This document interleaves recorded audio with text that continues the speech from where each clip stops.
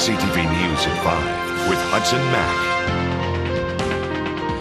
Good evening. Thanks for being here. It was a 2 a.m. wake-up call that people living in a home in Saanich will never forget. Police say they are lucky to be alive.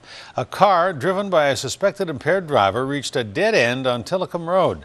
You can turn right or you can turn left, but the car went straight instead and plowed right into their home, right through the bedroom wall, sending the two people who were asleep in bed flying across the room. But there's more. CTV's Andrew Jantzen has the rest of the story. We were screaming, and I just told Cody, turn the light on, what's going on? Turn on the light, because it was dark. We couldn't see. It was 2 a.m. When he did, Holly Knopf and her boyfriend couldn't believe what they were seeing. The wall was caved in and their bed was on the wrong side of the room. I remember waking up and just hearing a loud noise, and I thought the house was falling down. I thought it was an earthquake. Gotta be the freakiest thing that's ever happened to me. It was by far, it was nutty. I mean, I've never been in shock like that before. Saanich Police say a Jaguar driven by a 51-year-old man on Tillicum Road reached the Carey Road T-intersection and kept going straight right through a fence, off a parked car and into the house. This appears to be a high-speed impact, and I don't see any evidence of braking. The car barreled through a storage room at the front of the basement suite and into Knopf's bedroom, striking her headboard. Well, we both got headaches, and they're telling us we should go see doctors in case something comes up, but our heads did get rattled up pretty good. We are just so thankful and lucky that storage room is there, because if it wasn't, we would not be here.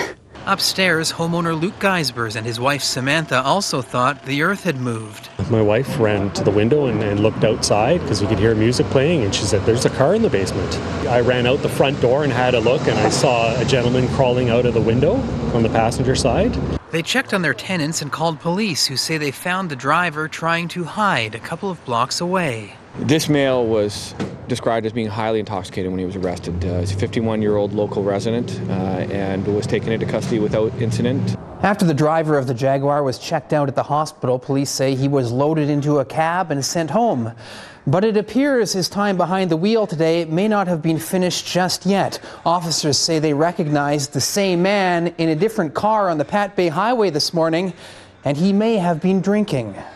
The minivan he was driving has been impounded, as well as the car, and inside you can see a can of beer sitting in the cup holder. This time he's to be charged with operating while prohibited, because as part of last night's incident he did have his driving privileges suspended. The man was also issued a ticket for not wearing a seatbelt. All told, he may face charges of impaired driving, driving without due care, or dangerous operation of a motor vehicle. He needs a reality check. If this isn't a reality check for him, I don't know what is. How do you not have a conscience? It's somebody's house. Do you not understand that there's people inside? Geisbers says his insurance should cover the damage. He and his wife are looking forward to taking off next week on their honeymoon. Knopf and her boyfriend are going to settle for buying a lottery ticket.